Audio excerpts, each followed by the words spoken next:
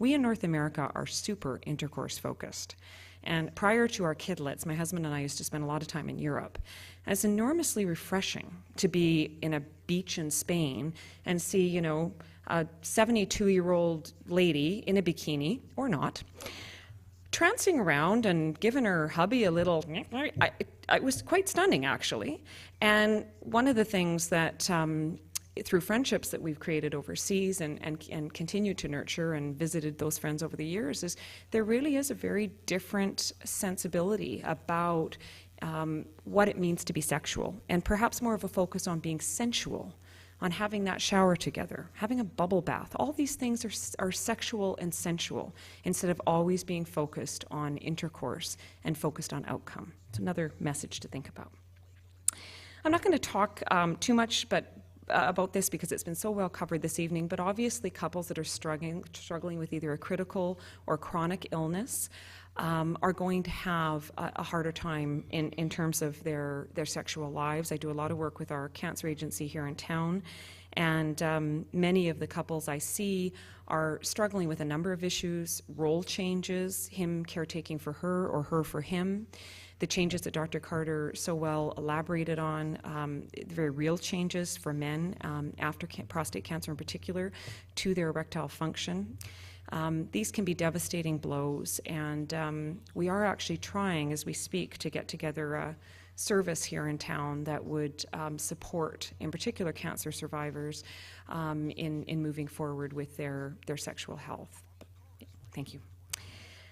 Okay, just going to skip. And Stacy stole my, she didn't actually, I probably got it from her years ago, but anyways, we'll skip over that slide. So, a couple of thoughts to end with here. The first thing is, if you want to have a great sex life well into your golden years, remember that foreplay begins when that alarm goes off in the morning and your feet hit the floor. I'm always stunned when I see couples in my office at how, even in my presence, they speak to each other. And yet I darn well know they probably leave my office and go to Save on Foods and get their groceries and have a lovely little chit-chat with the cashier. Right? So, hi, how you doing? Yeah, oh no, good day. Right? And then we get home and we grunt at the love of our life. So, you know, little things make a huge difference in marriage. Marriage is all about the little things, sexually or non-sexually. Be kind. Be courteous. I mean, I tell my kids this all the time, and even in my house, doing what I do for a living, there is the odd day where I literally fall through the door and barely acknowledge my wonderful husband, right? So it's really, really important to go back to the basics and make sure that there's a courtesy and kindness and a gentleness in your marriage. It's good for the bedroom too. I've mentioned the importance of saying yes as often as you can, both of you initiating. It's more than just being sexual, it's the message that you give to your loved one about their experience of being adored and loved and wanted, and we all need that, sexually or not.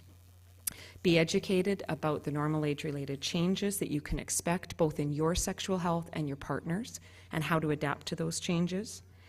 Make sure that you focus on the process, not the outcome. Pleasure, enjoyment, not performance. And finally, we have, I think, quite an extraordinary group of GPs in Kelowna who have quite an interest in supporting patients' sexual health. So if you are struggling, talk to your doctor.